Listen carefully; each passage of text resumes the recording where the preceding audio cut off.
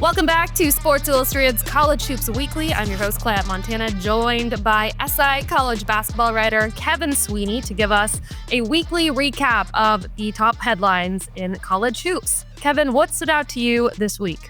We had maybe the game of the year last Saturday between Houston and Kansas. Kansas led by 6 and was at the free throw line under 30 seconds to go in overtime and somehow lost that game, missed 2 free throws. Houston went down, made a 3, forced a turnover, made another 3, sent it to another overtime and won it. But not to be topped very quickly by Arizona versus Iowa State Monday night. Arizona's Caleb Love hit a 60-foot buzzer beater from beyond half court to send it to overtime, and Arizona got its signature win of the year over a really good Iowa State team. So we've had a heck of an end to January here and lots of momentum heading into February. All right, well, let's look ahead to the biggest matchup on the men's schedule this weekend. Which game sticks out to you as a must-watch? Florida versus Tennessee. We've got so many high-level SEC games every week, it feels like. But Tennessee in desperate need of a win after losing at home Tuesday night against Kentucky and looking for revenge on a really good Florida team that beat them by 30 the first time these two teams met. Tennessee was number 1 in the country at the time. Florida dominated them in Gainesville. We'll see if there can be some revenge on tap in Knoxville this weekend. All right, SI staff writer Emma Baccellieri is here to give us the latest on the women's game in college hoops. Emma, what stood out to you this week?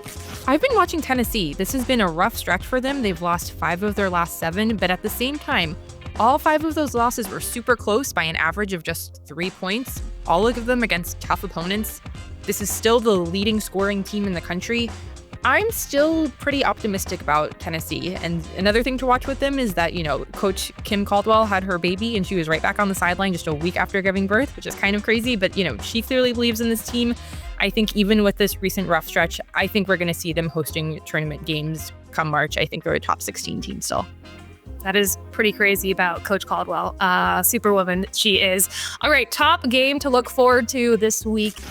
I'm picking Kentucky and Oklahoma. That's on Sunday. You have 2 teams in the top 20. I think both of them have pretty interesting stories. Kentucky, you have that total makeover this year under Kenny Brooks. Oklahoma, it's been a lot of fun to see them bring in Reagan Beers. I think this is going to be a fun matchup of styles. And yeah, that's my pick for this Sunday. All right, here is this week's stock report with Kevin Sweeney. We are breaking down who's up and who's down in the world of college hoops. Kevin, I will let you take it away. Yeah, it's a Big Ten-centric stock report. Who's up is Maryland. They were 0-4 on the road in Big Ten play, trending towards the bubble, and turn around and have a monster road trip. Win at Illinois, a huge win. Won that one by 20, and then turned around and won on a last-second shot by Rodney Rice. At Indiana, 2 huge road wins that solidify them as an NCAA tournament team. And on the other side, Indiana trending very down, 4 losses in their last 5 games. They see heating up quite quickly for Mike Woodson in Bloomington.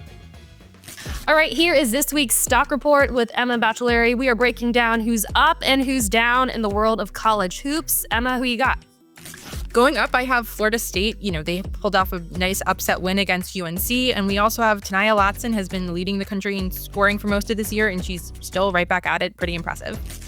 Then going down, I have Washington. They've lost 4 of their last 5. It's been a pretty rough stretch, and their schedule is not getting any easier looking ahead. They have a couple of top-ranked teams coming up, so it's already been rough for them, and I don't think it's going to get better anytime soon.